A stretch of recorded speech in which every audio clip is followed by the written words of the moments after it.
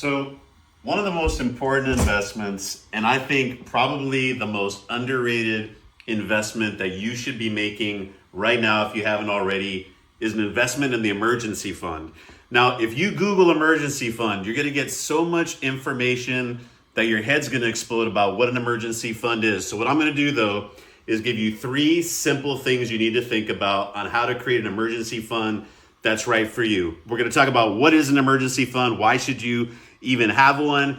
Secondarily, the big question is, how much of an emergency fund should I put away for myself? And then finally, what should the emergency fund be in? Should it be in gold bricks? Should it be in coins? Should it be in cryptocurrency? What should it be invested in? We're going to break all that down for you in the next few minutes. So, first of all, what is an emergency fund and why do you even need one? An emergency fund is just that. It's a fund where you put some money away to where if there's an emergency, you have a medical bill, your car breaks down, you lose your job, you have some money that's going to get you through. Why is that important? Well, obviously, you need some money if you lose your job, but also when you start thinking a little deeper as a wealthier investor, what are you trying to do?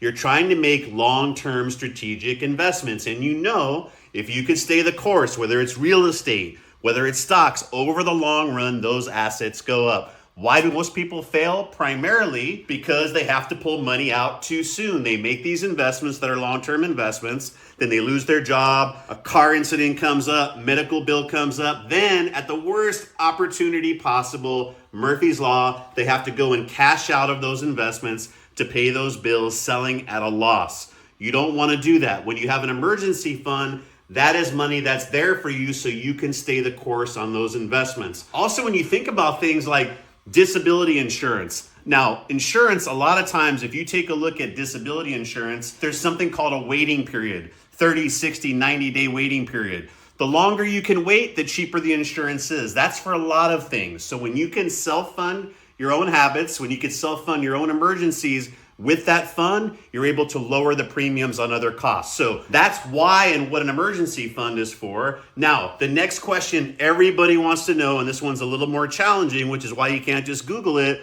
How much of an emergency fund should I have? In my past life as a financial advisor, here's what I would do. I would rank how long of an emergency fund they should have, whether that's 90 days, 6 months, a full year, based off of their occupation, and most importantly, how steady is that job? How secure is that job? And let's think about it. If you are a physician, more than likely, even if you get fired, you're going to be able to get hired somewhere else right away pretty quick. Now, contrast that to a realtor or a salesman. Those are positions that economy goes up and down, real estate market slows, you might not have any sales this month. Those are jobs where you really don't know where your next dollar is going to be coming from. So for them, I think you should have a longer emergency fund. So I say if you've got a really steady job, 90 days probably makes sense. 90 days of your total expenses. So if you take your mortgage, you take your food, you take your housing costs, your healthcare costs, and it's $10,000 a month,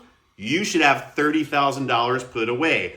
On the flip side, and this is going to sound a little bit conservative to a lot of you out there, if you're one of those salespeople, realtors that I talked about, I always recommend a minimum of 6 months. So $10,000 a month, 6 months, 60 grand, or even better, I believe you should have 1 year's worth of savings put away. So $120,000. Now, these investments in this emergency fund are the first investments you should make before you buy real estate, before you buy stocks, before you do anything. Make sure you have that emergency fund. So now you know why you should have one. You know how much you should put into that emergency fund based off of your expenses and your occupation. Finally, last question, Rob, do I put it in the safe in gold bars? No. You need to put it in something that is super liquid, that you can access at a moment's notice, turn into cash, or it is cash inside of your safe, and you can pay your bills and you know it's going to be there irrespective of what investments are doing. The economy can be crashing, but that money is safe. So when you think about it, there's very few things that are liquid and 100% safe. Yes, you could put it in the safe in